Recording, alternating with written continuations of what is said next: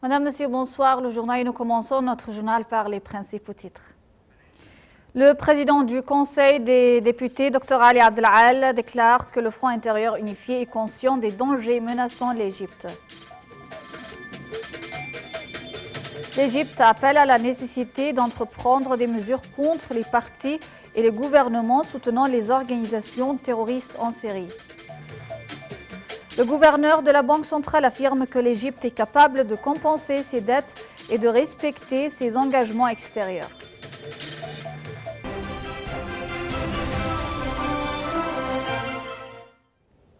Le président Abdel Fattah al-Sisi a tenu une réunion pour examiner les plans stratégiques du ministère de la Santé. Le chef de l'État a également examiné les étapes mises en place à Port Saïd pour l'application du système global d'assurance sanitaire. Il a en outre évoqué le plan de promouvoir l'enseignement médical professionnel.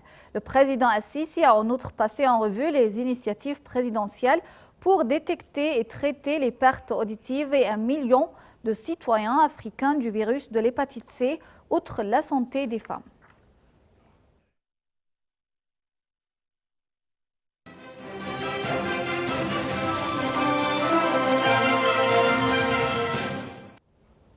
Le président du Conseil des députés, Dr Ali Abdelal, a déclaré que le Front intérieur unifié conscient des dangers menaçant l'Égypte est le seul moyen capable de faire face à n'importe quel danger. Au cours de l'inauguration de la 5e tenue ordinaire du Conseil des députés, M. Abdelal a affirmé la nécessité de prendre en considération les efforts déployés par la direction politique en vue d'évoluer et de sauvegarder la patrie. M. Abdelal a également confirmé la solidarité du Conseil des députés à côté de la direction politique. L'Égypte a appelé à la nécessité d'entreprendre des mesures contre les partis et les gouvernements soutenant les organisations terroristes tout en leur assurant une couverture politique en Syrie. Ces déclarations sont intervenues lors du communiqué prononcé par le délégué permanent de l'Égypte auprès des Nations Unies, l'ambassadeur Mohamed Idriss, au cours de sa participation à la séance du Conseil de sécurité de l'ONU. Concernant la situation en Syrie, l'ambassadeur Idriss a déclaré que l'Égypte a espéré que l'accord de la formation du comité constitutionnel syrien soit une étape importante pour mettre fin à la souffrance du peuple syrien afin de parvenir à un règlement politique de la crise syrienne. Le communiqué a d'autre part mis en garde contre la dangerosité du terrorisme qui pourrait se répandre hors des territoires syriens. L'autorité de l'occupation israélienne poursuit la fermeture de la mosquée d'Ibrahim à Hébron au sud de la Cisjordanie devant les fidèles sous prétexte de coïncidence avec les fêtes juives. L'occupation israélienne a également imposé un blocage complet en Cisjordanie au secteur de Gaza pour les mêmes prétextes où des barricades militaires se sont propagées au sein de la vieille ville de Jérusalem occupée en empêchant les jeunes d'y faire accès.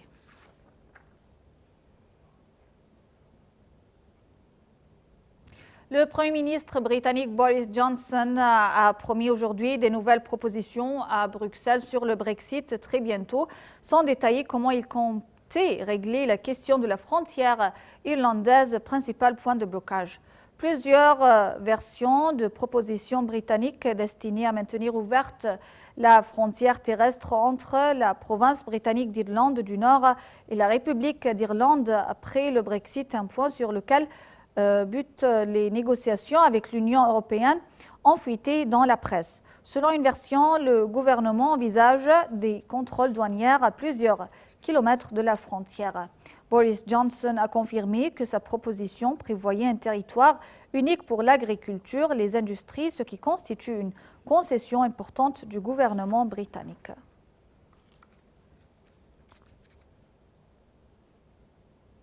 La Russie a exprimé son étonnement vis-à-vis des nouvelles sanctions imposées par les États-Unis sur la Russie. La diplomatie russe a mis l'accent sur ces nouvelles sanctions qui reflètent la crise politique intérieure ravageant les États-Unis où les questions russes sont utilisées volontairement pour réaliser leurs objectifs. Le porte-parole du Kremlin, Dmitry Peskov, a annoncé que le président russe Vladimir Poutine examinera lors d'une réunion en Arménie avec son homologue iranien Hassan Rouhani l'accord nucléaire et la situation dans le détroit d'Ormuz à la lumière des nouveaux développements. Les Chebabs ont mené un audacieux assaut contre une base de l'armée américaine située à environ 100 km au nord-ouest de Mogadiscio et attaqué un convoi militaire de l'Union européenne dans la capitale. Le commandement américain pour l'Afrique, AFRICOM, a indiqué que l'armée américaine a contre-attaqué en lançant 2 attaques de drones tuant 10 Chebabs et détruisant un véhicule impliqué dans l'attaque, en précisant que l'attaque des Chebabs avait été menée avec l'aide d'une voiture piégée.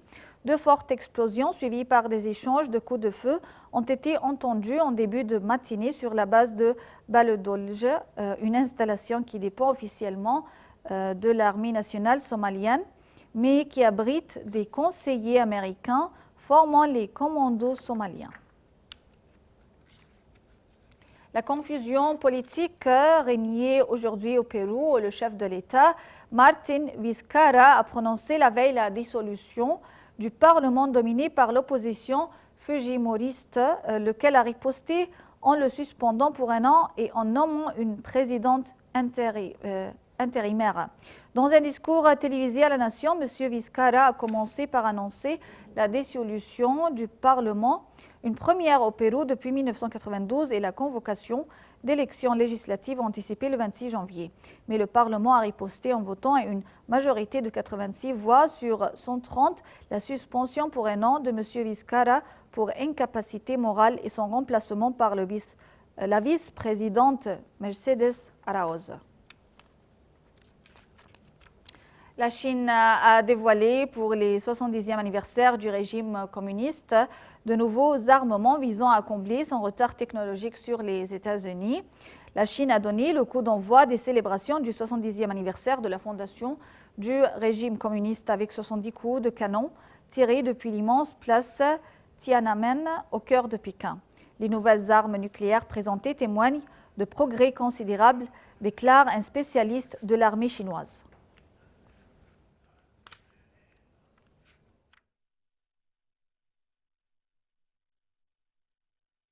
Des sauveteurs tentaient de retrouver 6 personnes qui pourraient être prises au piège après l'effondrement d'un pont dans le nord-ouest de Taïwan.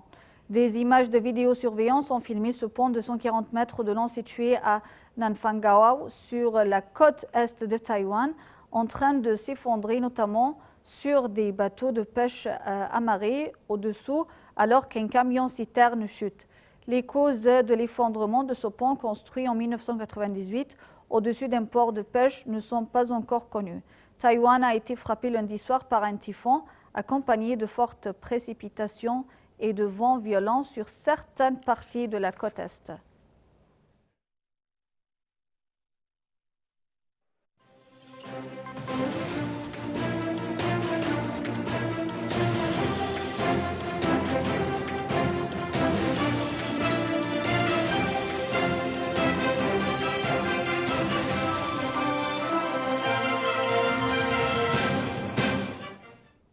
Le gouverneur de la Banque centrale pour le secteur des marchés et des relations extérieures a affirmé que l'Égypte est capable de compenser ses dettes et ses engagements extérieurs. Ces déclarations sont faites en marge de la conférence internationale tenue à Dubaï et en présence des représentants de plus de 17 fonds d'investissement régional et international pour promouvoir l'investissement en Égypte.